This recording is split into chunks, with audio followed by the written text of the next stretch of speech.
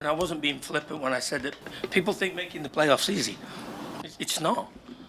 Look at the teams that have not made the playoffs this year. Toronto, Seattle, Portland, Atlanta.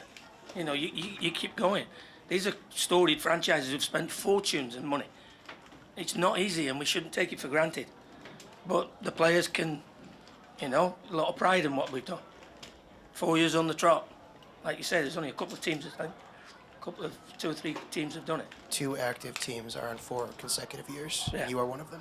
Yeah, so that's a testimony to all the hard work everybody's done, from the coaching staff, the players, from the office, the ownership, everybody, and the supporters. Supporters deserve to make the playoffs because they turn up every single week, regardless of what's going on, and get behind the group, and it's nice for them. How do you compare your satisfaction for making it this year to each of the last 3? I think this one's been a lot more challenging. I really do, with the injuries that we've had and the amount of people we've missed. Even if you know, the consistency of trying to get you know, we had that run, and if you look at it, the front 4 was virtually the same. And then all of a sudden, you know, you start to lose players.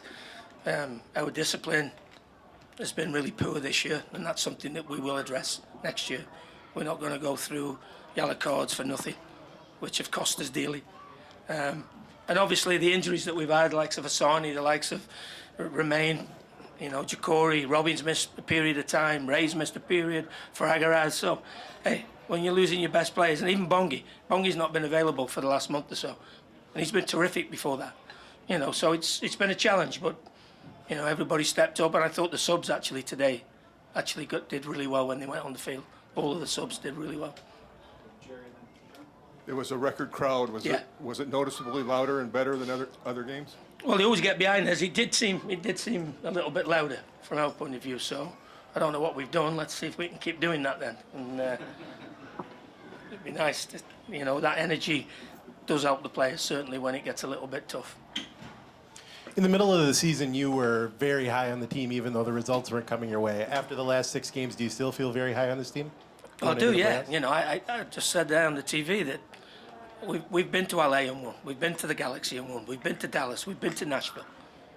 This group can win games anywhere, and we've proven that in the past. Now, is it going to be easy in Dallas? No, it's not. But do I think that we can go there and win? For sure I do. And then anything's possible. You mentioned the suspension issues, the discipline issues. Yeah. And how much do you look at a player who misses a game due to suspension for this game? Other players step up, do their job. How do you go through the lineup building for the next round?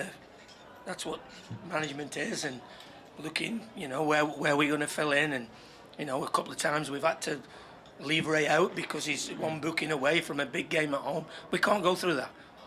You know, I don't. If players get booked for a late tackle because they were genuinely going for the ball, or you know, I can't stand is for stuff that's not going to change. Referees don't change their mind. If you give a foul, leave it, get on with it. Frustration, I know. Nobody more so than me when I played. But we can't have it when it's been a lot of our really important players this year. What does this victory means to you personally? Personally? Yeah. Well, it's, you know, I think I said after the first couple of years, we'll see where we are now.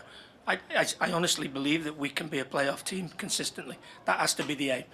Now we have to, you know, hopefully you were trying to get into that 4th spot and get a couple of games maybe at home, because here with the atmosphere and the crowd that we've got, I feel that we can beat anybody. Obviously going on the road's not as easy as you would like, but are we capable of winning? For sure we are. Adrian, we've heard you a million times say that goals change games. Obviously, given the confidence levels of this team, to get the first one and then to be able to kind of change the shape. Yeah, it does, and then you don't have to chase the game as much. And obviously it was a little bit difficult because they play in their little 3-4-3 and they make it difficult for you, and they're really good on the counter-attack. I thought the first goal, and I spoke to the players about it, was going to be huge. You know, and I would have been a little bit worried had they got the first goal, because they are really good on the counter, and the more desperate we would have became to get a goal, then it would have left us a little bit vulnerable. But overall, really pleased with everybody. Adrian, I want to jump to that first goal. It doesn't happen if Reynoso isn't incorporating a high press into his game early on. He wins that ball, and neither him or the Vancouver player are able to retrieve the ball. Then goes Fraga on a dribble, low driven. You know, what is the high press tactic there for you? Well, pressure is. We always talk about pressure, putting people out of their comfort zone, making them play quicker than they would like, making them do things that they don't necessarily want to do. Because if it wasn't, I'd still be playing. No, seriously. If there was no pressure, I'd still be really good. Well, I can't run anymore. It's too quick for me, and they knock me off the ball. But it's all still there. So, you know, the press was, Ray's going to press people, we win the ball back, and then next minute it's in the back of the net. Game-changing moments. And that's how important it is to have everybody engaged, even the front guys, to press from the front. Fraga isn't somebody who's known to be shooting from distance like that. He's a tidy in-the-box finisher. Was that an instruction going in today? Just shoot? It might be something to do with the fact that he passed it from about 8 yards out last week in San Francisco, in San Jose. And we did let him know that, you know, I don't want that to happen again. Be positive and you know, be positive and back your judgment and your own ability. And that's what he did. It was a great finish. First clean sheet, I think, since July 16th. Anything in particular today? Back four were excellent. Back four were excellent. Winning the first ball. Coach, you were speaking about players that came up to the situation due to Kevin Arriaga not being available. Robin Lott came to the comeback to the lineup. Yeah. Then Joseph Rosales comes in, goes with an assist. How depth do you think you experience? Robin's, you know, on a stretcher and that he's that tired. He's not done an awful lot for 3 or 4 weeks, and he's to put the shift in that he's done, but he gives us that little bit of composure and a little bit of physical presence in the middle of the pitch. And Joseph and Jonathan Gonzalez, I thought all the subs actually came in and did a really good job, did what was asked of them. You know, because sometimes when you go on as a sub, you want to try and prove something and show people what you can do. You know, they listened to what we told them to do and did it fantastically well. And the last one, before the game, everyone sees you always clapping to the fans, but today you were fired up. How fired up are you now? Well, emotional, how the team is now? I'm always fired up. I love this job I've got, and I love working here, and today was really important for me. I wanted to keep this run going. And as I said, I would love this to be my last job. And the only way it's going to be my last job is if we keep being successful. Today's another step in that direction. There were a couple of instances where Alan Chapman had to stop a quick restart because of the position of the ball on the field, and it's something that I saw a lot in the Eastern Conference games earlier today. It looks like it's an area of focus. Is that something you're glad to see, or does it disrupt the flow of the game? I think depending on when and where.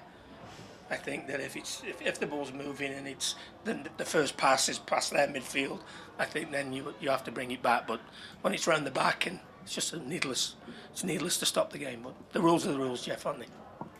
You've been turning to Jonathan Gonzalez first off the bench lately. What has he done to earn your trust after coming into mid-season? Well, certainly he's got my trust. You know, I wouldn't hesitate in starting him from the start if I thought that was necessary. Now, obviously, it's been difficult for him with the people ahead of him, because Robin Lode, no matter where he plays, is always going to start for me here. And I just thought even today he gave us a real bit of composure and a little bit of solidity in there. And you know, when the ball goes to him, you never think the ball's going to turn over. But Jonathan's done great. He's a great kid, and we've loved having him here. We'll have to see what happens at the end of the year now, but you know, certainly that we wouldn't be adverse to bringing him back. How is Coach Adrian Heath celebrating today? I'll probably be in bed by 10 o'clock. No, it's we've got a lot of friends here today, so we'll go and have a few drinks, a few glasses of wine, I think. Adrian, when I spoke with you on Friday, we were talking about injuries, who's going to be available. We saw Robin today. We didn't see Romain make the bench, but you also mentioned that Bangakule Hlongwane could be available come next weekend. Yeah. What's his active status, and do you think he's someone who could be available on the road in Dallas? Well, he's certainly upped his work this week, and he's virtually running at full speed now, twisting and turning over the next couple of days, and that we'll see where that leaves him. But you know, I didn't think he would play this year, and you know, I think he has a chance.